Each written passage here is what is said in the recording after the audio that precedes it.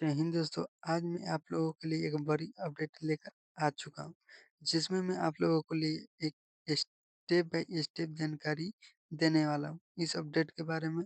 तो यह एक बिहार पुलिस अवसर सेवा की तरफ से नोटिफिकेशन आउट हो चुका है, जिसमें इसका आधिकारिक वेबसाइट यानी official website Bihar BPSSC Bihar government in है। यह गृह विभाग विशेष शाखा बिहार पटना के अंतर्गत बिहार गृह रक्षा वाहिनी सेवा सर्व के आम अभ्यर्थी यानी अधिनायक अनुदेशक के पोस्ट पर रिक्त स्थानों पर नियुक्त की जाएगी। ठीक है, इसका आरंभ यानी ऑनलाइन इसका शुरू हो चुका है। ठीक है, जिस जो 1 मई 2026 स्टार्ट हो चुका है और इसका अंतिम तिथि 1/6/2026 है। उसके बाद हम विज्ञापन संख्या की बात करें तो 5/2026 इसका विज्ञापन संख्या है।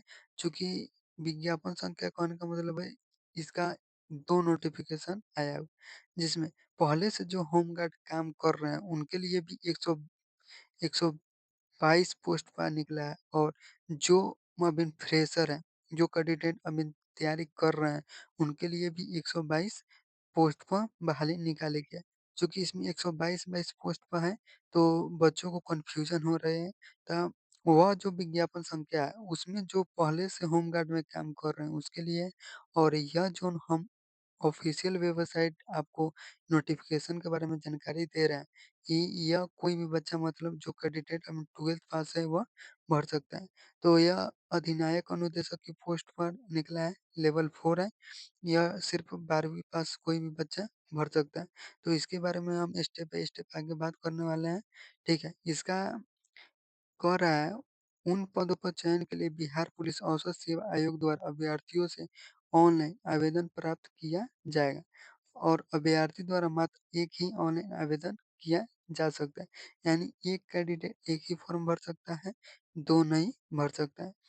ठीक है? उसके बाद हम लोग आगे बात करते हैं, तो आगे इसमें कह रहा है आवेदन के लिए पात्रता माने आप आवेदन के लिए आपके पास क्या पात्र रहना चाहिए? तो सबसे पहले तो आप इंडियन रहना चाहिए। कहता भारतीय नागरिक होना अनिवार्य है। पुरुष, महिला और थर्ड जेंडर आवेदन यानी तीनों कर सकते हैं।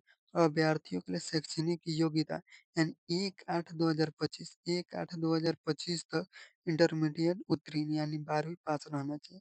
और उम्र सीमा की गणना की बात करें तो 1/8/2025 तक आपकी उम्र 18 वर्ष हो जाना चाहिए और अभ्यर्थियों द्वारा उम्र दिनांक 1/8/2025 तक अभ्यर्थियों के 18 वर्ष हो जाना चाहिए प्लस में मैट्रिक अथवा समकक्ष प्रमाण पत्र के अनुसार निम्नवत होना चाहिए यानी जो 10th में आपका जन्म तिथि है उसके अनुसार और जो प्रमाण पत्र आपको मिला होगा उसके अनुसार आपका 1/8/2025 तक 18 वर्ष हो जाना चाहिए। कितने आदमियों का आधार कार्ड में अलग-अलग जन्म तिथि रहता है तो उससे मान्य नहीं होगा, मैट्रिक के सर्टिफिकेट से मान्य होगा, ठीक है। उसके बाद कह रहा है अनारक्षित यानी सामान्य कोटि के लिए कहता पुरुषों के लिए न्यूनतम उम्र 18 वर्ष से लेके 37 वर्ष तक है, वहीं महिलाओं के लिए न्यूनतम उम्र 18 वर्ष से लेके 40 वर्ष और वहीं पे पिछड़ा वर्ग यानी अत्यंत पिछड़ा पिछड़ा वर्ग और अत्यंत पिछड़ा वर्ग के लिए पुरुषों एवं महिलाओं यानी ट्रांसजेंडर अभ्यर्थियों के लिए न्यूनतम उम्र 18 वर्ष और अधिकतम उम्र 40 वर्ष होना चाहिए। उसके बाद अनुसूचित जाति एवं अनुसूचित जनजाति के लिए पुरुषों एवं महिलाओं के लिए 18 वर्ष और अधिकतम 42 वर्ष रहना चाहिए। और बिहार के वैसे सरकारी सेवक जो उच्चतम वेतनमान हो, सेवा सर्वर में जाने के लिए प्रतियोगी परीक्षाओं में भाग लेने हेतु अधिकतम आयु 5 वर्ष की छूट दी जाएगी। जिन्होंने नियमित सेवा न्यूनतम वर्ष 3 वर्षों में अवधि में पूरा कर लिया। यानी कहने का मतलब है जो पहले से काम कर रहे हैं उनके लिए 5 वर्ष की छूट दिया जा रहा है और कह रहा है असैनिक पदों पर नियुक्त हेतु भूतपूर्व सैनिकों को अधिकतम आयु सीमा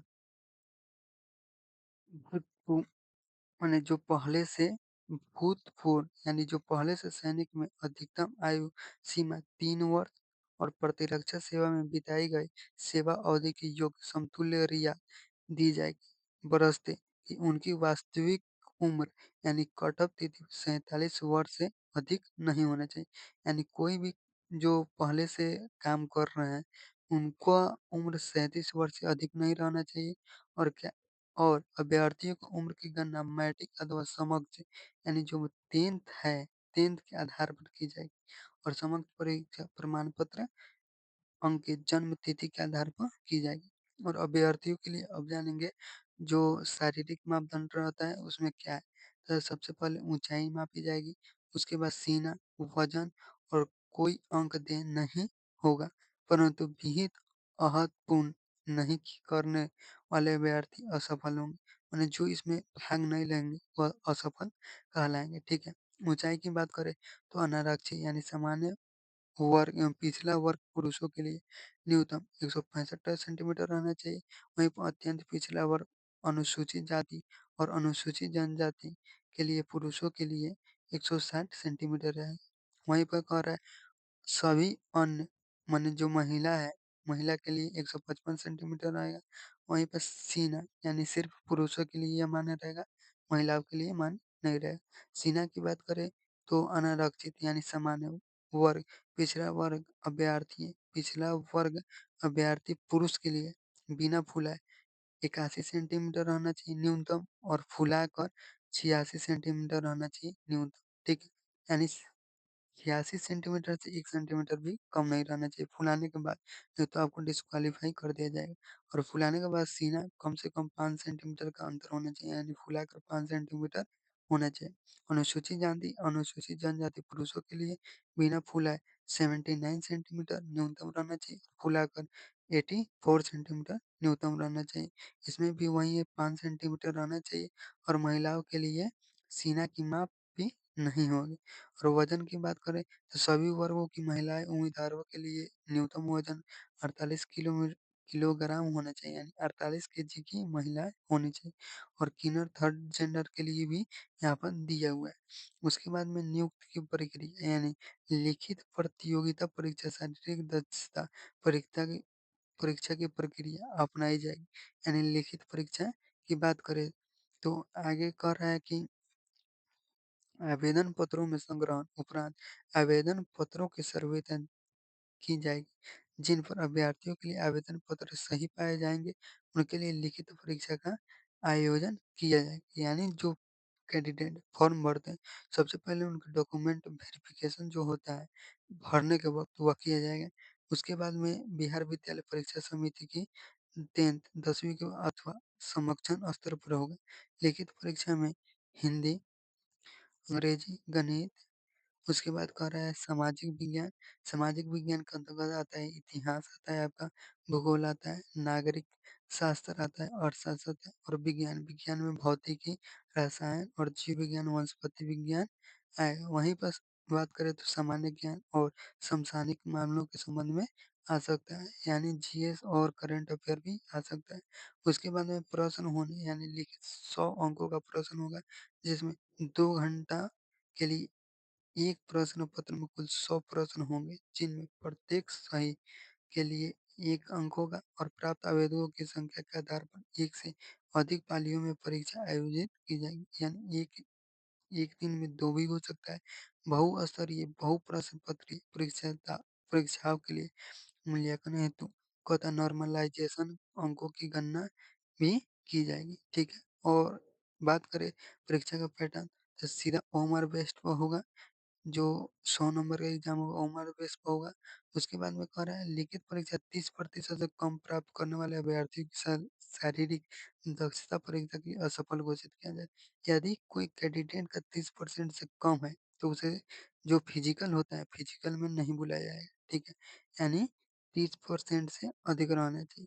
उसके बाद कह रहा है लिखित परीक्षा में प्राप्त अंकों के आधार पर यथावत विज्ञापन रिक्तियों के लिए आरक्षण कोटि 5 गुना प्रत्येक कोटि के अभ्यर्थियों का चयन किया जाएगा और शारीरिक दक्षता परीक्षा हेतु की जाएगी और शारीरिक जांच हेतु अहमता प्राप्त अभ्यर्थियों के लिए पर्याप्त संख्या में उपलब्ध की दशा अभ्यर्थियों के अनुपात में उपयुक्त आयोग द्वारा कम किया जाएगा। यानी लिखित परीक्षा जो कह रहा है मैंने मान लीजिए कोई कैंडिडेट ओबीसी का है तो ओबीसी में यदि कोई कैंडिडेट पास होता है तो उसमें 5 गुना यानी मान लीजिए 5000 बच्चे पास होते हैं, तो उनसे 5 गुना बुलाया जाएगा यानी 25,000 बच्चों को बुलाया जाएगा। हर कोटि वाइज़ में ऐसे ही होगा, ठीक है? और उसके लिए नीचे कह रहा है लिखित परीक्षा अंतिम मेगा सूची आधार नहीं होगी और लिखित परीक्षा केवल शारीरिक दक्षता के लिए यानी कहने का मतलब है कि इसका जो बिहार पुलिस का यह है, इस पर मेरिट माने एग्ज़ाम पर नहीं होगा, यानी फिज़िकल पर इसका पूरा मेरिट बनने वाला है, ठीक है? उसके बाद कह रहा है शारीरिक दक्षता परी इसमें कह रहा है आप तो जान गए 100 नंबर का एग्ज़ाम होगा, उसके बाद में इसमें फिज़िकल में क्या-क्या होगा, जैसे सबसे पहले होगा दौड़, 50 अंक का होगा, ठीक है? यदि इसमें कहने का मतलब है 1 में यानी 1.6 किलोमीटर यानी 1600 मीटर हुआ, ठीक है? यदि कोई कैंडिडेट 5 मिनट से कम 5 मिनट से कम मारता है तो उसे पूरे 50 में 50 अंक मिलेगा। उसके बाद कह रहा है 5 मिनट से 5 मिनट 20 सेकंड तक यानी 5 मिनट 20 सेकंड तक कोई अभ्यर्थी रनिंग लगाता है तो उसे 40 अंक दिया जाएगा। वहीं पर कह रहा है 5 मिनट 20 सेकंड से अधिक यानी 5 मिनट 40 सेकंड तक जो अभ्यर्थी मारते हैं उसे 30 अंक दिया जाएगा।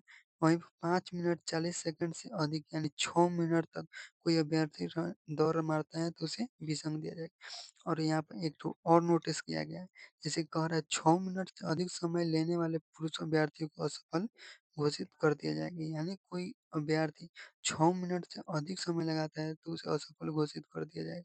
उसके बाद में महिलाओं के लिए बात किया जा रहा है तो 1 किलोमीटर महिलाओं के लिए सिर्फ 1 किलोमीटर मारना है रनिंग, उसे 5 मिनट में पूरा करना है।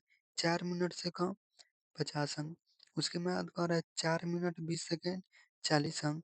उसके बाद कह रहा है 4 मिनट 40 सेकंड 30 अंक 30 अंक दिया जाएगा। उसके बाद कह रहा है 4 मिनट 40 सेकंड से अधिक एवं 5 मिनट तक 5 मिनट तक कोई अभ्यर्थी मारता है तो उसे 20 अंक देता है। और यदि 5 मिनट के बाद कोई महिला मारती है तो उसे असफल घोषित कर दिया जाएगा।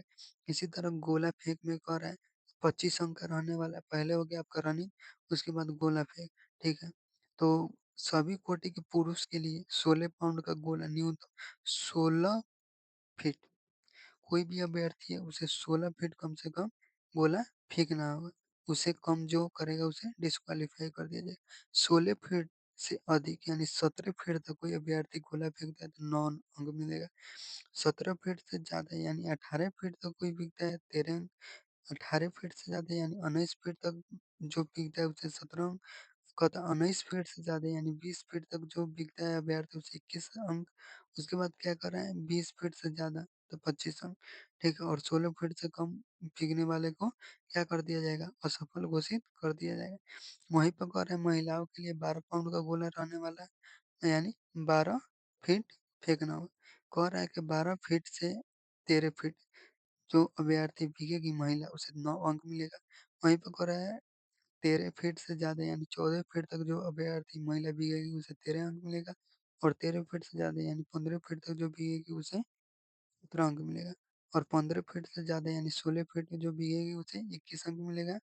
वहीं पे कह रहा है 16 फीट से ज़्यादा जो भीगती है उसे 25 अंक मिलेगा और कह रहा है 12 फीट से कम फेंकने वाले महिला अभ्यर्थियों को असफल घोषित कर दिया जाएगा। अब बात आ रहा है ऊँची कूद। ऊँची कूद सबसे पहले हो गया आपका रनिंग, उसके बाद गोला फेंक, उसके बाद ऊँची कूद का रहा है 25 यानी 25 अंक का रहने वाला है। तो सभी कोटि के लिए पुरुषों के लिए न्यूनतम 4 फीट माने कोई भी है 4 फीट तक जो मतलब लॉन्ग जंप ऊँची कूद मारता है उसे 13 अंक मिलेगा और कह रहा है 4 फीट 4 इंच 4 फीट 4 इंच जो अभ्यर्थी ऊँची कूद में करता है उसे 17 अंक मिलेगा और 4 फीट 8 इंच को 21 अंक, उसके बाद 5 फीट के 25 अंक, ठीक है? और 4 फीट से कम कूदने वाले पुरुष अभ्यर्थियों को असफल घोषित कर दिया जाएगा, ठीक है? इसी तरह महिलाओं के लिए भी है, 3 फीट जो कूदेगी महिला उसको 13 अंक, 3 फीट 4 इंच 17 अंक और 3 फीट 8 इंच को 21 अंक और 4 फीट जो महिला कूदती है उसे 25 अंक, ठीक है? तो यह तो 16 पेज का नोटिफ़िकेशन है जिसमें मैंने महत्वपूर्ण जानकारी को आपको बता चुका है जैसे कि हाइट क्या रहने वाला है, योग्यता क्या चाहिए, एजुकेशन क्या है, उसमें कु कितना रनिंग है, गोला फेंक कितना है, ऊँची कूद कितना है। अब आ रहे हैं बात कर रहे हैं पोस्ट के बारे में। जैसे कि ओबीसी में, एससी में, एसटी में, जनरल में कितना-कितना पोस्ट रहने वाले हैं, उसकी बात करेंगे। जैसे गैर आरक्षित वर्ग, तो इसमें 48 पोस्ट है और महिलाओं के लिए 17 पोस्ट है। अनुसूचित जाति में 19 पोस्ट है और महिलाओं के लिए 7 पोस्ट है। वहीं पे बात करें अनुसूचित जनजाति, ठीक है? तो 2 अनुसूचित जाति में 2 रिक्त स्थान है और महिलाएँ के लिए इसमें नहीं है पोस्ट। वहीं पे बात करें अत्यंत पिछड़ा वर्ग में 4 है, इसमें 22 है, ठीक है? और महिला के लिए 8 है। वहीं पे पिछड़ा वर्ग के लिए 15 है और इसमें भी 15 जो है पुरुष के लिए और कितना 15 पुरुष के लिए और 5 महिला के लिए, ठीक है? उसके बाद में आर्थिक रूप से कमज़ोर वर्ग के लिए 12 है, लड़कियों के लिए 4 है। पिछड़ा वर्ग महिलाओं के लिए महिला, सिर्फ़ महिला 4 है। इसमें दिया है कोटिवार कुल रिक्त की संख्या, ठीक है? इसी प्रकार स्वतंत्र सेनानियों पोता-पोती यानी जिनके बाबा, दादा या पापा जो पहले से आर्मी में या पुलिस सेवा में थे, उनके लिए 2 पोस्ट यहाँ पर रिज़र्व हैं, इसमें सिर्फ़ उन्हीं को मिलेगा। तो आई होप मेरा वीडियो अच्छा लगा हो तो मेरे चैनल को सब्सक्राइब करें और लाइक करें और बेल आइकन को दबाना ना भूलें और ऐसे ही नोटिफ़िकेशन के लिए हमारे यूट्यूब चैनल से जुड़े रहें। जय हिंद।